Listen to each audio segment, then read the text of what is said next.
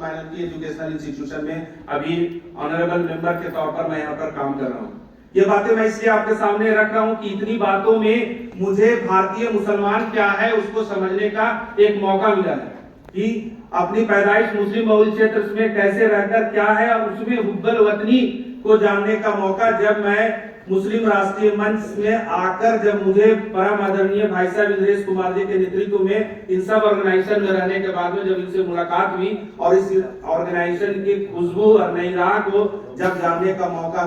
मुझे मिला, तब मालूम हुआ कि हम भारतीय मुसलमान कौन है। ये बहुत बड़ी बात है। जब ये जानने का मौका मिला कि भारतीय मुसलमान कौन है, हमारी जड़ें क्या है, हमारी संस्कृति क्या है, हमारी तहजीब क्या है, तो मुझे मालूम हुआ कि ये तो एक्चुअली में मुसलमान को मालूम ही नहीं है कि भारतीय मुसलमान कौन है, हमारे जड़े कौन है, हमारे पुरखे कौन है। ये सब बातों से भाई साहब के आदेश पे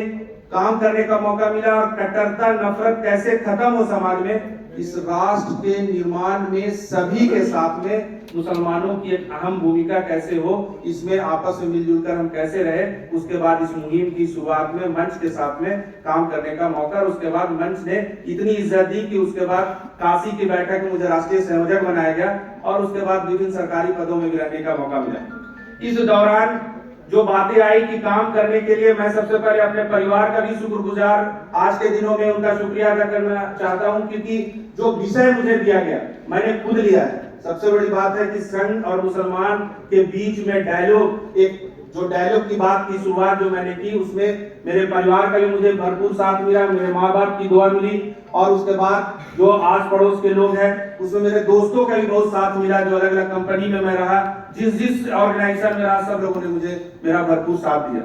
उसके बाद फैमिली मेंबर्स के साथ में, दोस्तों के साथ में जो सबसे बड़ा साथ मिला, ये सबसे बड़े परिवार जो यहाँ ज्यादातर बैठे हुए मुस्लिम राष्ट्रीय मंच के कारकुनों का साथ मिला, जो जिन इशूज पे बात करते हैं जिसमें किताब में इसमें लाया गया है, वो सारे लोग जो मुस्लिम राष्ट्रीय मंच के कारकुन है, देश के जितने भी इशूज है, हमारे परम आदरणीय इंद्रेश कुमार जी के नेतृत्व में जो कारकुन, चाहे वो कश्मीर से कन्याकुमारी तक किसी भी सूबे में हो, उन्होंने उस इशूज को समझा और देश में आज कट्टरता और नफरत की अगर खत्म करने के लिए कोई मुहिम चल रही है तो ये मुस्लिम राष्ट्रीय मंच की मुहिम है, तो रंग ला रही है। तो मैं सबसे पहले मुस्लिम राष्ट्रीय मंच के सबसे कारकुन को और जो मेरे दोस्त यहाँ बैठे हुए बहुत सारे इंटेलेक्चुअल जो रांची में मेरे साथ काम करते हुए हैं, हमारे भाई हैं बैठे हुए हैं, दोस्त बैठे हुए हैं, सबका शुक्रिया अदा करते हुए अपनी बातों को आगे बढ़ाना चाहता हूँ। यह किताब एक बहुत बड़ी कौमी जरूरत के मद्देनजर वजूद में आई है। यह भारत के विभिन्न समुदायों को एक सूत्र में बांधने के व्यापक मुहिम का एक हिस्सा है। यह देश प्रेम को अल्फाज में तरमीम करने का एक कोशिश है, जिसकी मकसद भारत में हर एक नागरिक को हुब्बल वतनी की माला में पिरो देना है। इस तरह उम्मीद है कि यह किताब एक माली की भूमिका निभाएगी। राष्ट्र प्रेम मनुष्य की जाती है। ध्यान देने वाली बात यह है कि इस्लाम का जन्म ही कौमी एकता के बंधन से मुक्त होकर कौमी एकता के संदेश के साथ हुआ। यह किताब में कई लेख मिलेंगे जहां हदीसों के उदाहरण दिए गए हैं और उनके रोशनी में जो साबित करते हैं कि इस्लाम हमेशा देश प्रेम की सीख देता है। अब्दुल हमीद से लेकर भगत सिंह के सहयोगी रहे अशफाकुल्लाह खान इसके अप्रतिम मिसाल है, जिन्होंने देश के लिए जान कुर्बान कर दी। मादरी वतन से मोहब्बत इंसान के लिए एक तरह से आसानमंद होने और अमानत के लिए ईमानदारी का मामला है, क्योंकि देश की मिट्टी से ही हम पलते बढ़ते हैं और इसकी प्राकृतिक और सांस्कृतिक धरोहर हमें अमानत के रूप में मिलती है। एक देश प्रेमी ही इसे संभाल कर रख सकता है। इस पुस्तक में राष्ट्र के 19 महान हस्तियों,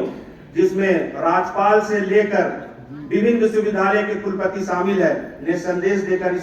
इस पुस्तक के उद्देश्य को समर्थन और शक्ति प्रदान की है। उन्होंने पुस्तक के पूरे सार को अपने संदेश में समाहित कर लिया है, जिससे हम लोगों को संबल और हौसला अफजाई। बहुत सा किताबों को देखा हूँ जिसमें किताब छपी है, लेकिन ऐसी इंटेलेक्चुअल लोगों का साथ कभी नहीं मिला है। इस किताब में आपको मिलेगा इजरा के बाद में आप देखेंगे कि जितने इंटेलेक्चुअल, वाइस चांसलर, गवर्नर, सभी का संदेश का मकसद सिर्फ और सिर्फ है कि राष्ट्रीय एकता और भाईचारा को हम कैसे बढ़ा सके, उसको कैसे हम हिंदुस्तान को आगे ले जा सके, उसकी सीख दी गई है। देश भर के 17 राष्ट्रवादी मुस्लिम हिंदू विद्वानों ने विभिन्न विषयों पर लेख लिखे हैं। इस पुस्तक में सबसे बड़ी बात है कि आशीर्वचन जो है और इस पुस्तक की जो उन्होंने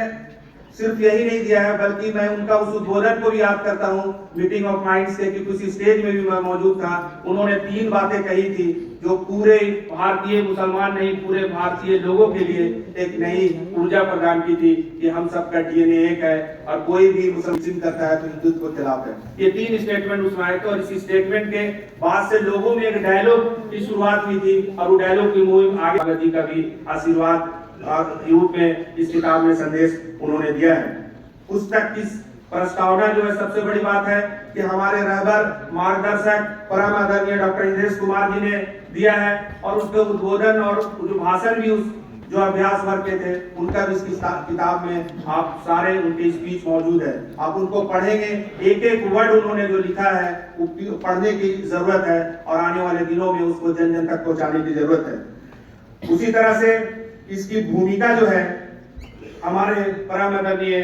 माननीय रामलाल जी ने दिया है, जो अखिल भारतीय संपर्क प्रमुख है राष्ट्रीय स्वयं सेवक संघ के। मैं देखता हूं कि जहां पर भी संपर्क की बात होती, इनका संपर्क मुसलमानों के साथ